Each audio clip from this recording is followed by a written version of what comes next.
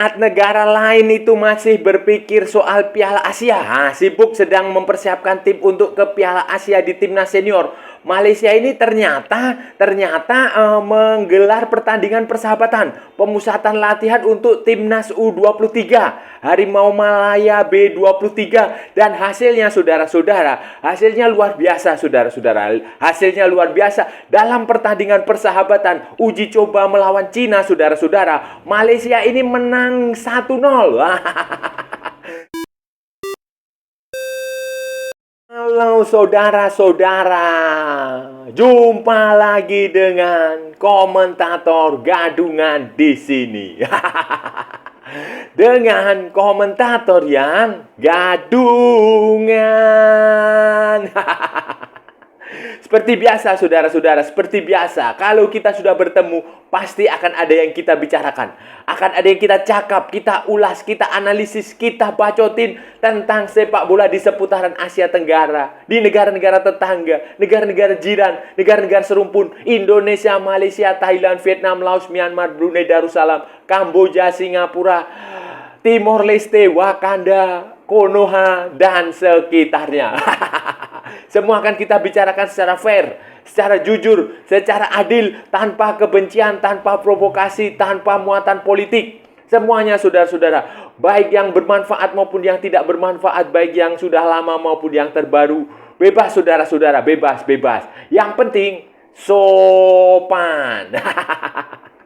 Dan untuk edisi kali ini saudara-saudara, untuk edisi kali ini kita akan bicara tentang Harimau Malaya B23, tim nasional Malaysia U23 Under 23 yang ternyata saudara-saudara, ternyata sedang menggelar pemusatan latihan di Cina dan merencanakan 2 pertandingan uji coba dengan Cina. Dan saat pertandingan yang pertama itu sudah diselenggarakan dan selesai dengan skor 1-0 melalui gol di menit ke-95 dari Harith Haikal saudara-saudara. Wah, ini keren saudara-saudara. Keren.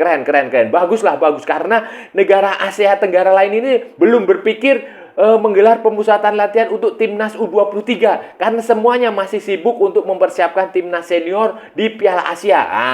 Sementara timnas U23 ini kan nanti setelah Piala Asia itu ada Piala Asia U23, dan ternyata Malaysia sudah bersiap jauh-jauh hari dengan pelatih yang baru, Juan Carlos Garrido atau siapa ya? Pokoknya Garrido, pelatih dari Spanyol menggantikan Ela Farasan.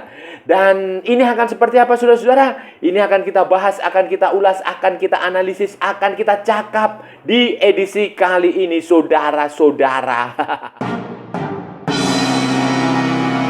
Jadi begini saudara-saudara, kalau Indonesia itu sedang mempersiapkan timnas U20 dan timnas senior secara bersamaan untuk menjalani pemusatan latihan. Timnas senior untuk Piala Asia, sementara timnas U20 untuk persiapan Piala Dunia, kualifikasi atau apalah saya nggak tahu.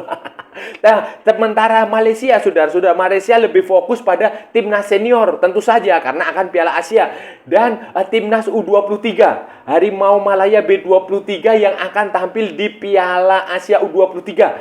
Menurut saya ini jauh lebih masuk akal karena targetnya lebih dekat. Kalau Piala Dunia U20 itu kan masih lama. Masih ada Piala AFF, masih ada Piala Asia, masih ada kualifikasi, masih panjang lah jalannya di situ. Tetapi kalau U23 ini kan dalam waktu dekat setelah Piala Asia itu akan ada Piala Asia U23, dan mulai sekarang Malaysia sudah memanggil pemain, sudah melakukan pemusatan latihan, sudah menjalani pertandingan uji coba dengan pelatih barunya Juan Torres Garrido. Juan Torres Garrido apa? Juan Carlos Garrido. Juan Torres Garrido, saudara-saudara. Juan Torres Garrido ini menggantikan Ela Farasan. Ela Farasan pelatih timnas U23 sebelumnya yang waktu kita tahu tampil di SEA Games, yang gagal total di SEA Games, dan tampil di, kalau nggak salah, di Piala AFF U19 atau U19 atau U berapa ya? Atau di kualifikasi Piala Asia U23. Nah, itu.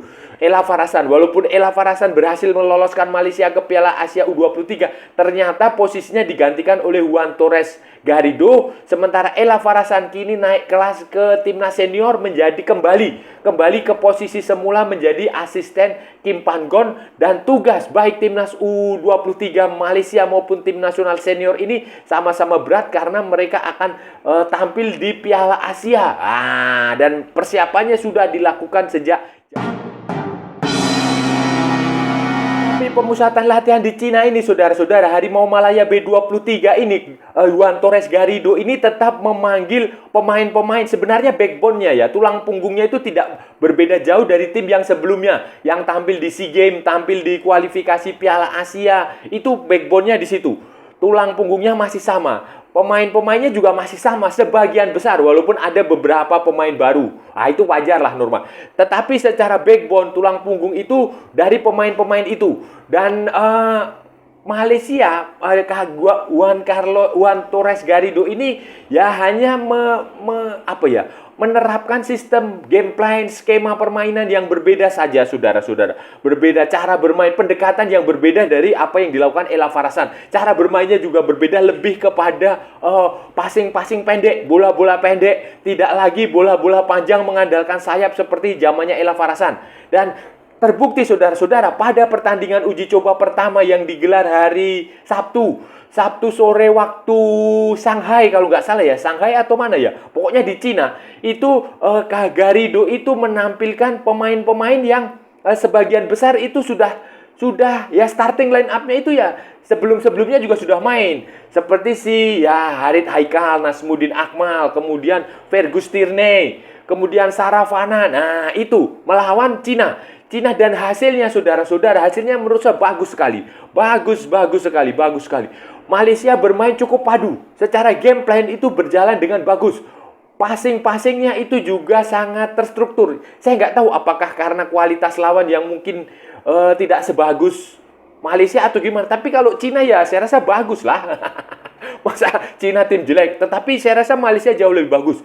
Dan itu bisa dilihat dari jalannya pertandingan. Jalannya pertandingan itu sangat, Malaysia itu mungkin saja ada beberapa kesalahan. Iya, saya lihat itu ada beberapa kesalahan. Tetapi secara umum, secara general itu bagus. Secara general, secara umum sudah mampu padu, sudah bisa bermain dalam sebuah skema yang diinginkan oleh Garrido. Dan hasilnya, saudara-saudara, menang 1-0.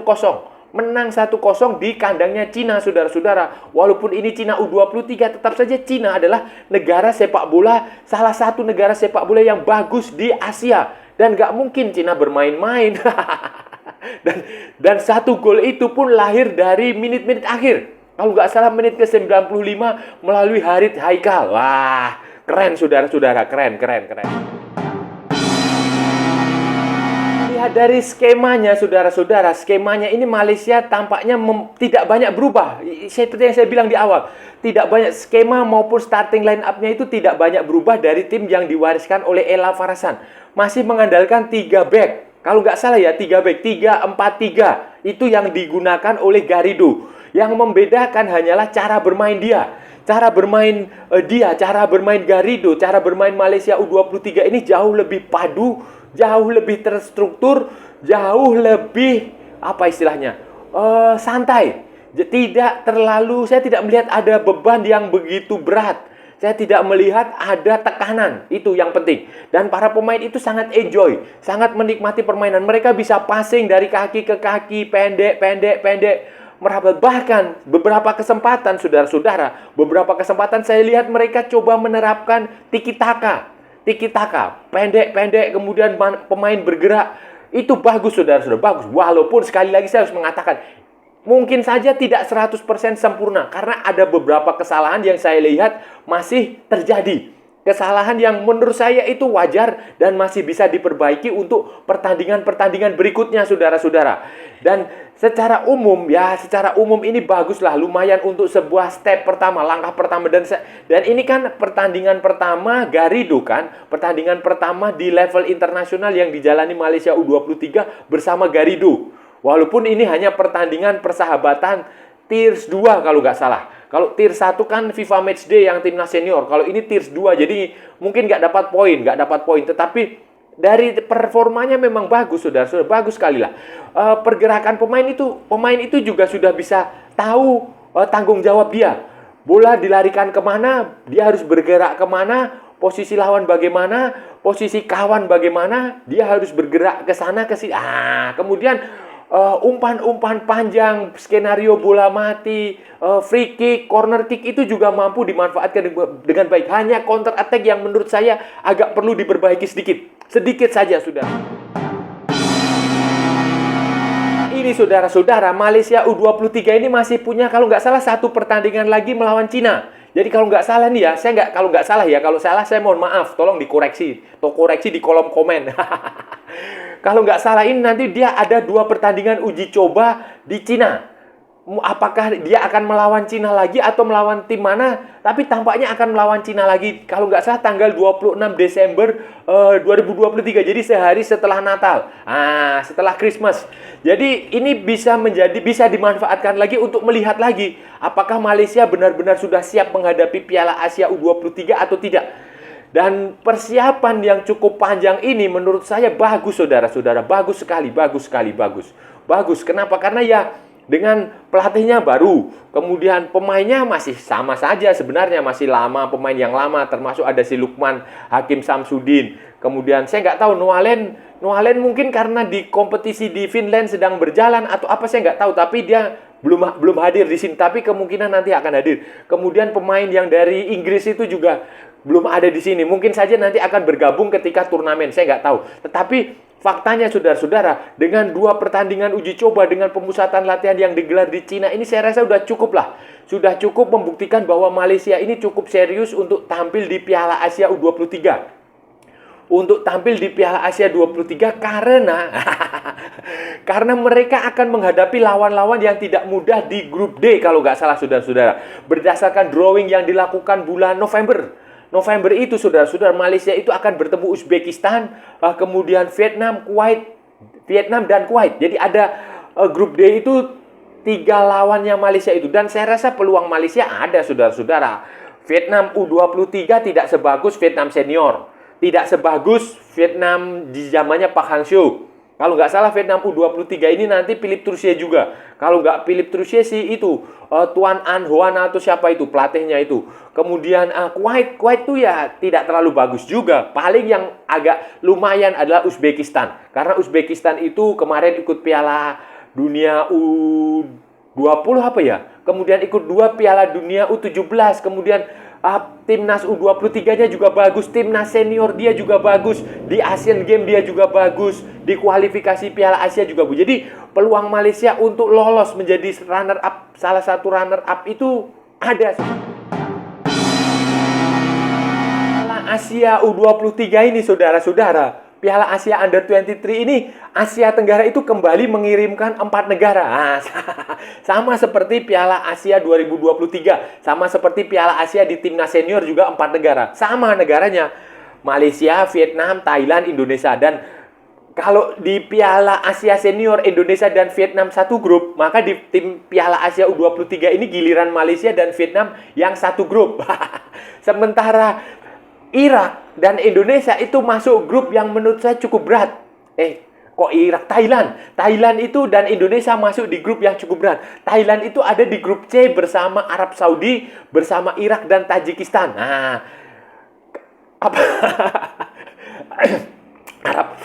Arab Saudi kan sudah pasti lawan yang berat lah, saudara-saudara. Sudah pasti lawan yang berat. Kemudian Irak itu juga lawan yang berat. Jadi Thailand ini harus bekerja keras. Apalagi timnas U23 Thailand ini tidak bagus, saudara-saudara. Biasa-biasa saja. Pelatihnya si Sri Tano itu, Isara Sri Tano, kemungkinan itu dia masih akan menjadi pelatih.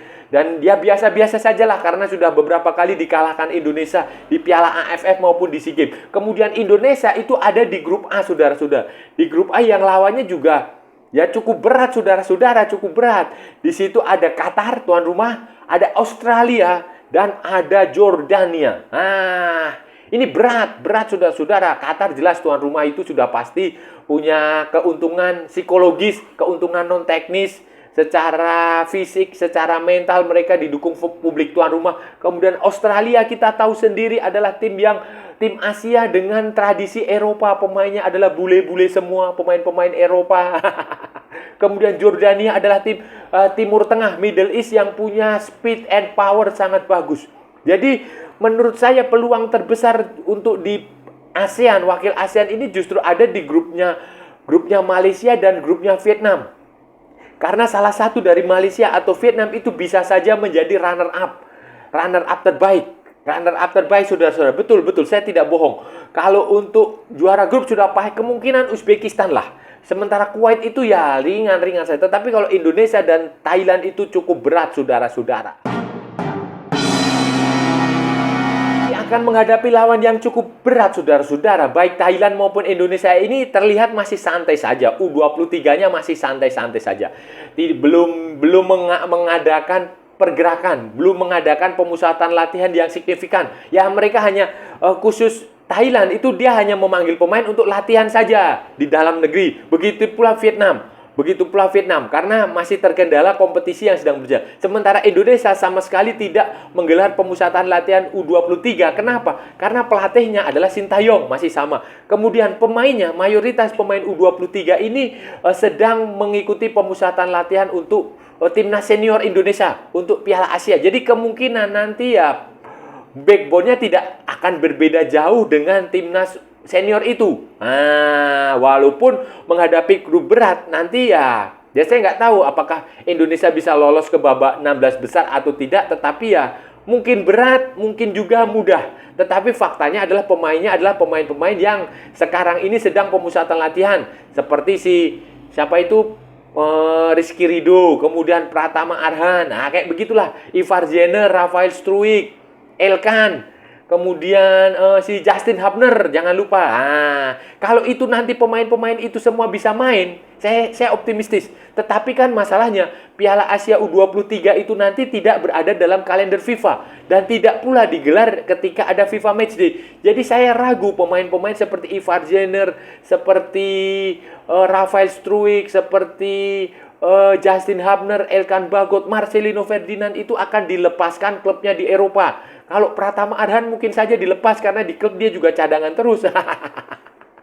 Itu jadi makanya saya tidak terlalu yakin dengan peluang Indonesia. Begitu pula dengan peluang Thailand, saudara-saudara. Thailand itu juga saya tidak terlalu yakin. Yang saya justru yakin ada di grupnya Malaysia dan grupnya Vietnam. Mungkin salah satu dari Malaysia atau Vietnam akan bisa lolos, saudara. Tapi kalau Malaysia mau lolos, saudara-saudara, Malaysia harus bisa mempertahankan ritme penampilan performa seperti waktu friendly match melawan Cina ini, saudara-saudara. Kalau bisa, ditingkatkan performanya. Masih ada waktu lah, Saya nggak tahu setelah dua pertandingan pemusatan latihan di Cina ini, apakah masih akan ada pertandingan uji coba lagi. Kalau saran saya sih, ya uji coba lagi aja. Uji coba lawan negara-negara yang cukup kuat lah, negara-negara yang sesama peserta Piala Asia U23 itu akan jauh lebih bagus. Akan bisa mengasah kekuatan para pemain muda Malaysia ini. Apalagi secara backbone, secara tulang punggung, secara basic itu mereka sudah ya grafiknya cenderung naik lah dari dari SEA Games yang porak-poranda kemudian ke Piala AFF U22 yang lumayan bisa ngalahkan Indonesia. Kemudian ke kualifikasi Piala Asia ya. Jadi grafiknya cenderung naik dan kalau ini mampu dipertahankan saudara-saudara dengan pelatih baru si Garrido yang punya pendekatan agak sedikit berbeda dengan Ella Farasan. Saya sih merasa Malaysia punya potensi, saudara-saudara, Ya seperti yang saya bilang tadi, kalau melawan Uzbekistan mungkin agak berat karena mereka tim yang bagus. Tetapi kalau melawan Kuwait, apalagi melawan Vietnam itu mungkin saja masih bisa, saudara-saudara. Masih bisa. Ya, kita kan tahu Vietnam dan Malaysia dan Indonesia dan Thailand itu kan sesama tim dari Asia Tenggara. Di level U23, U20, U17, U19 itu kekuatannya tidak beda-beda jauh lah. Di senior pun kekuatannya sebenarnya tidak beda-beda jauh. Hanya nasib, hanya keberuntungan, hanya ya keberuntungan saja.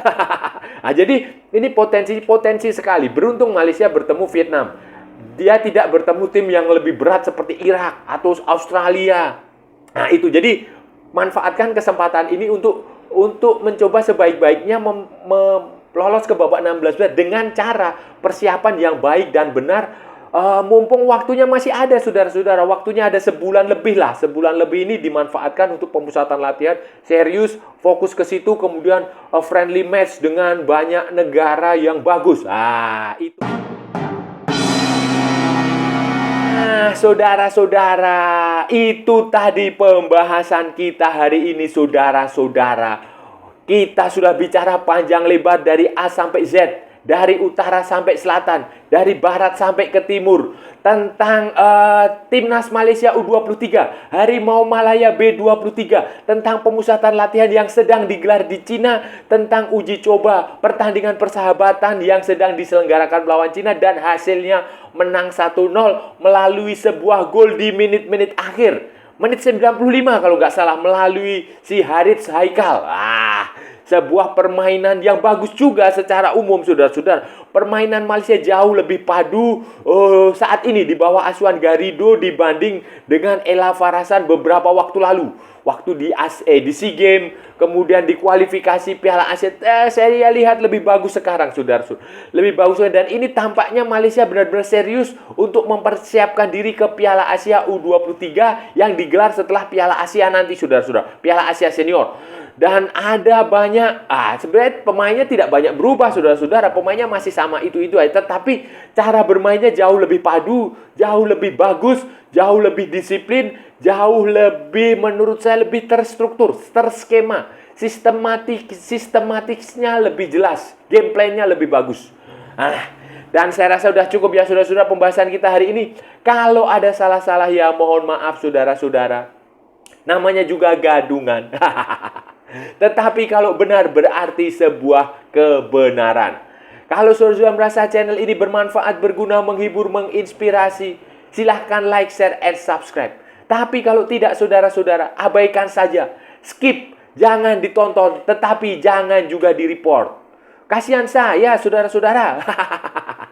Ikuti juga akun media sosial Komentator Gadungan, ada di Instagram, ada di Facebook, ada di TikTok yang bukan TikTok Shop, karena TikTok Shop sudah dibubarkan sama Zulkifli Hasan. Oke, saudara-saudara, sampai bertemu lagi di edisi-edisi berikutnya dengan tema-tema yang jauh lebih membosankan, dengan tema-tema yang jauh lebih konyol, dengan tema-tema yang jauh lebih membagongkan. Salam olahraga dan merdeka!